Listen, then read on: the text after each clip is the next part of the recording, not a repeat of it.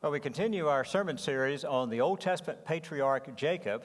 Today's message is entitled, Wrestling with God. It's from Genesis chapter 32. Verse 24 sets the stage for the story. Verse 24 simply says, "And Jacob was all alone, and a man came and wrestled with him until daybreak." Now, here's the famous story then of Jacob wrestling with some unknown stranger. Who is this guy? Well, the text doesn't say, it just gives you clues. He says a man, but nobody believes it was actual human. It was a person, a heavenly person. You can tell that from the story. It could be an angel. That's what a lot of people guess. Michael, the archangel, that's a good guess. But it also could be deity in human form. And the most popular guess has been the Son of God. Jesus Christ came and wrestled with Jacob. Now, whoever this person was that came and wrestled with Jacob, here you have one of the most famous stories from the life of Jacob, a wrestling match between Jacob and heaven. Now, you may say, isn't that a little overstating it to call it a wrestling match? I mean, did they even know about wrestling way back when? Actually, in the Hebrew text, in the verse here, it uses the Hebrew word abak. Now, abak is the Hebrew word that means to wrestle. And here's a wordplay that's in the text. The place where he was all by himself wrestling with the angel, it was a river named the Jabbok. It was the Abak at the Shabak. And a Jew would have picked up on that and seen that as kind of interesting.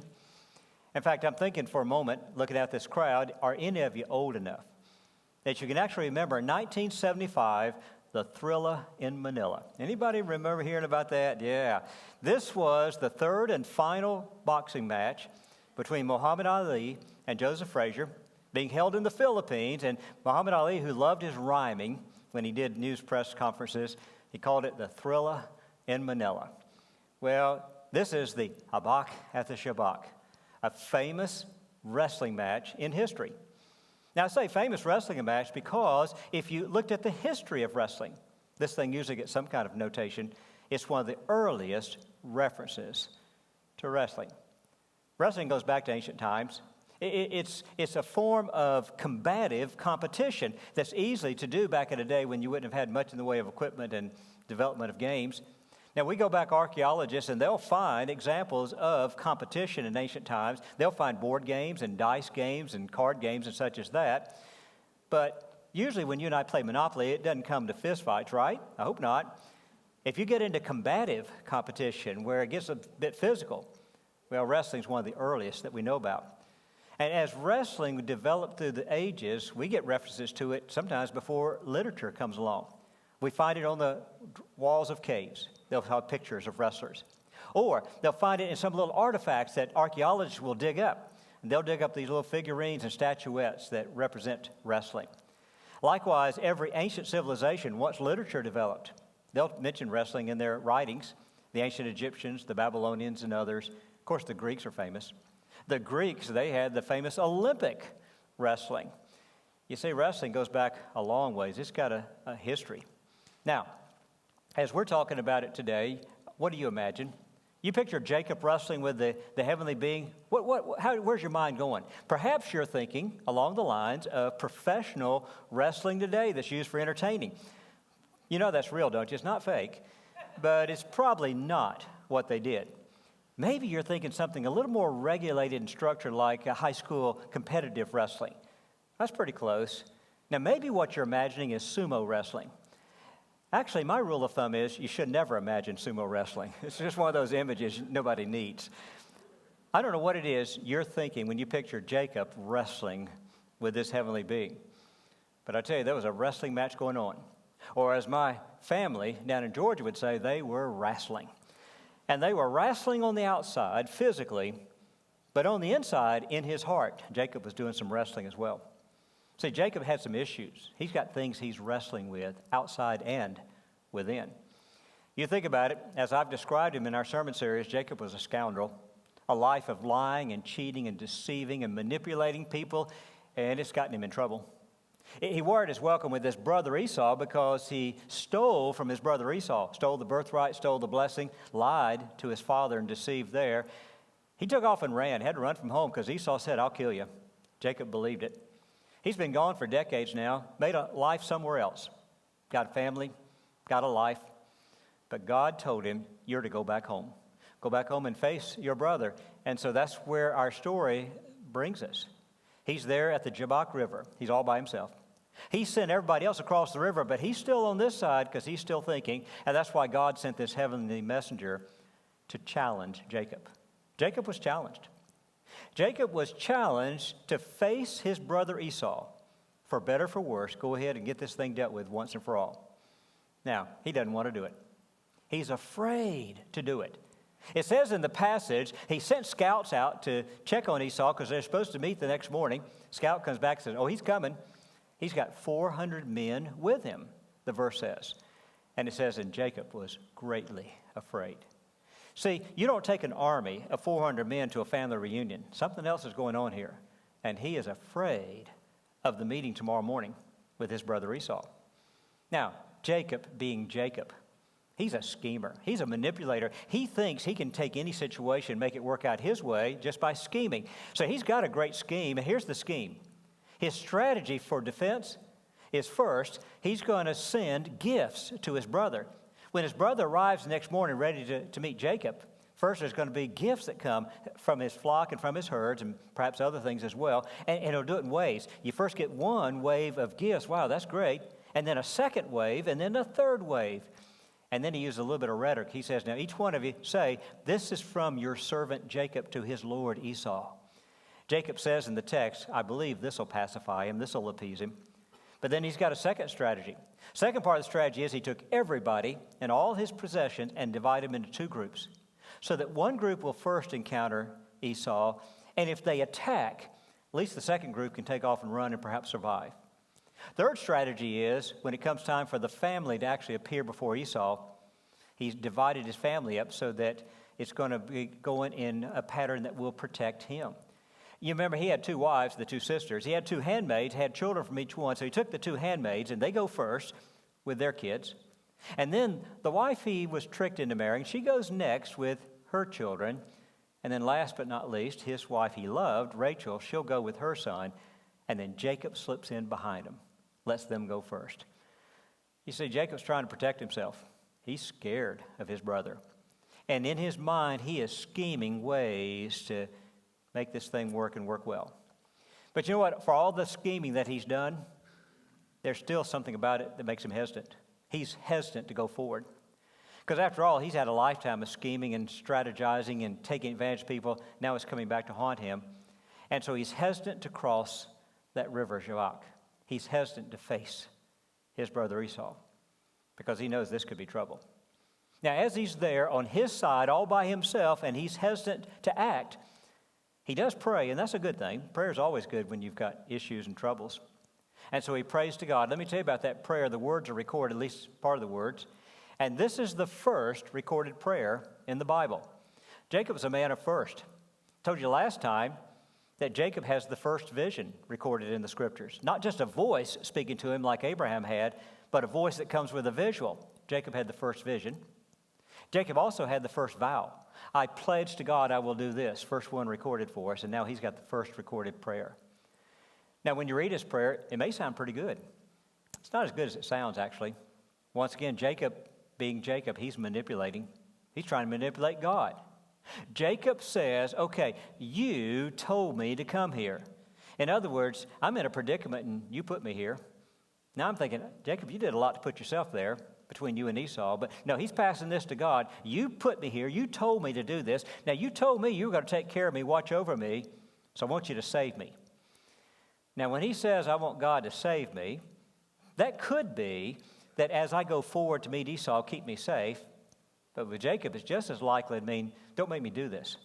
I came this far, but let's call it off. I don't want to do this. I want you to save me from this. Well, as he prays and tries to get God to do what he wants God to do, God decided this man needs to learn a lesson. And that's why God has sent this messenger to challenge Jacob, to challenge him to really do what needs to be done. Because you know what Jacob's missing right now? What he's lacking? Willpower. Jacob needed the willpower just simply to go do what he knew needed to be done. You ever been like that? You ever had something you need to do but you didn't want to do it? You know it's got to be done. You know you ought to do it. You know you need to do it, but I don't want to do it. and you put it off. You hesitate. You stay on your side of the river, and you just keep thinking about it. And that's the time where you need to be challenged, and God has good ways of challenging you. It's time to go across and do what needs to be done. And Jacob's in that position. God sent a messenger to challenge him.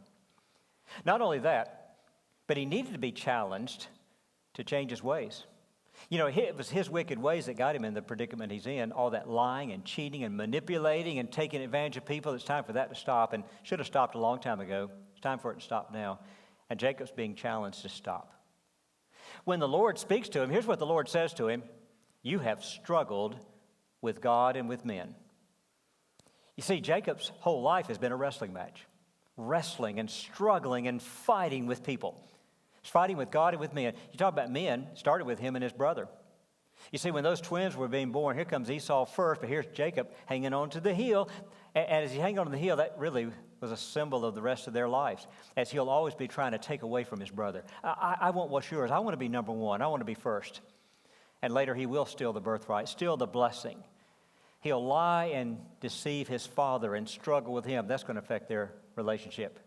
He'll get to that foreign land, and I don't have time to tell you the story about his father-in-law, but for years he and his father-in-law will go back at each other. They're always struggling. He struggled with men.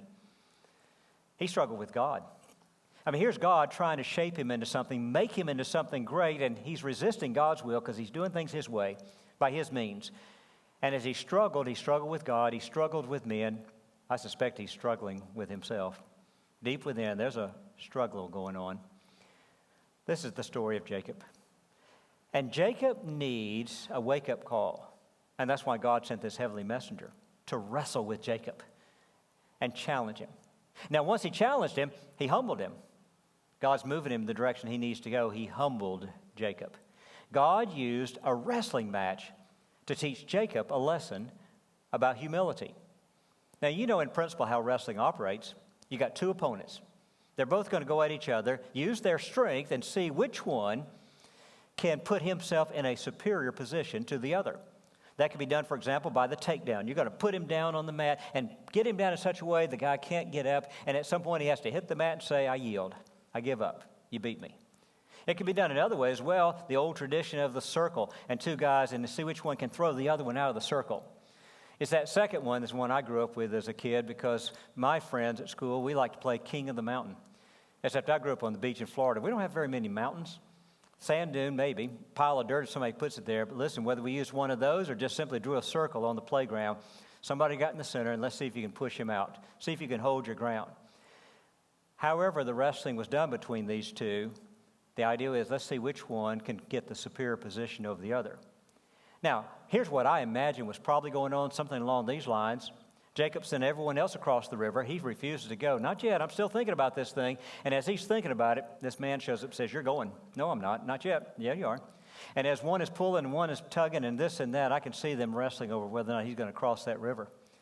And as they wrestle on and on and on, you know what? At some point, this is going to be tiring, exhausting. And Jacob is up against someone he can't really handle. This is not a man. This is a heavenly being. Whether it be an angel or the Son of God, you can't beat this guy. You know what Jacob needs to do? If he's smart, he needs to yield.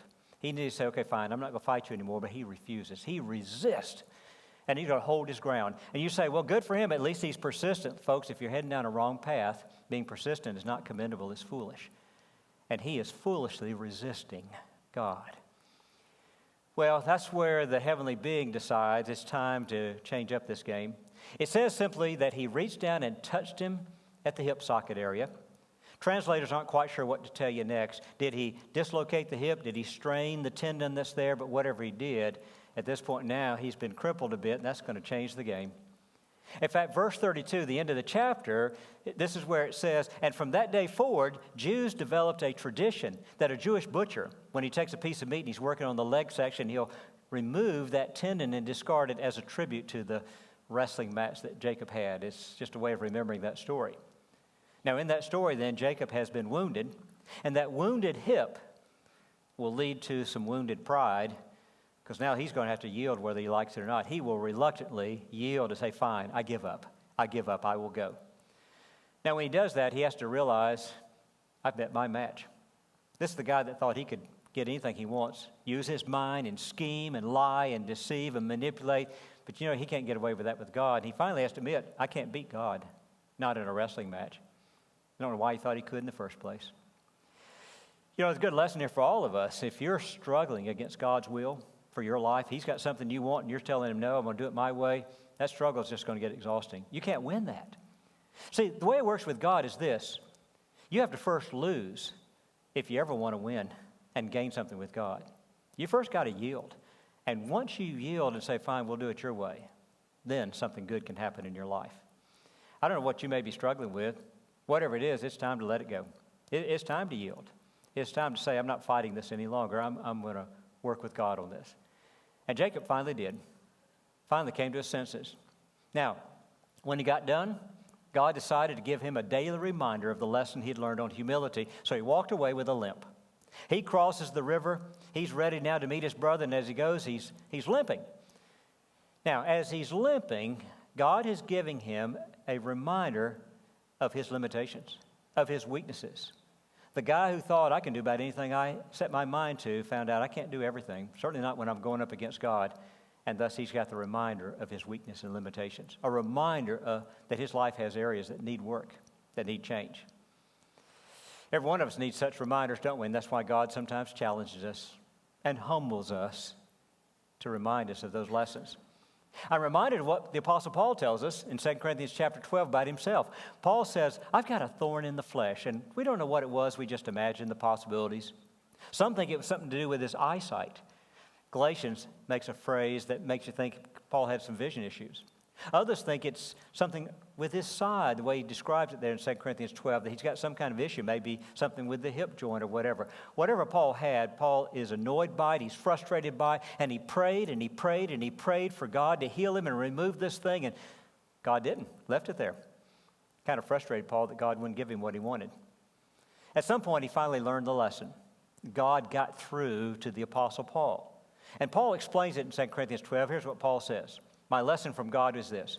My grace is sufficient for you. My power is perfected in your weakness. You see, while he was struggling with that issue, he was praying to God. I mean, they were talking every day about this issue, and God likes to hear us talk to him and pray to him and come to him and petition him and all the things that Paul was doing. You see, when you recognized your weakness, it also became an opportunity for you to recognize me and my power. See, my power is perfected in your weakness. Paul goes on to say, I finally got it. And so I learned how to be content with my weakness, because when I am weak, then I can be strong in the Lord. When I finally own up to what I really am, then I can truly become what God wants me to be. And that's why every one of us needs to learn that same lesson and quit wrestling with God and struggling against God, but at some point just yield and say, fine, I give up. Let's do it your way. Now, when Jacob was challenged and humbled, then finally he could be blessed. And God did bless him. I'll describe the blessing this way. He was blessed by God's grace, and that's important to the story because the way it plays out. In the story, here's Jacob. He's wrestling with this guy. The guy wants him to go, and he doesn't want to go. Finally, he says, fine, I'll go. But he still won't let go. The fellow says, okay, fine, you can let me go now. No, I'm not letting you go until you bless me. I want a blessing. Now, what's he asking for? Well, it looks like what he's asked for is I want some kind of guarantee. That if I do what I said I'll do and I cross that river and meet my brother, I want your guarantee it's going to work out right. I'll be safe. I want you to guarantee that. Now, you know that in real life, we don't get guarantees like that, do we? We face whatever comes each day, and we have to have faith and hope and trust in God, but we face it with uncertainty. There are no guarantees in life. Jacob wants a guarantee. I want that thing in writing. I want a blessing on me right here and right now. Well, he can demand all he wants, but he doesn't get it. He's not going to give it to him because there's a lesson still to be learned, a lesson about God's grace. If you want God's favor can't be demanded. You can't tell God what to do.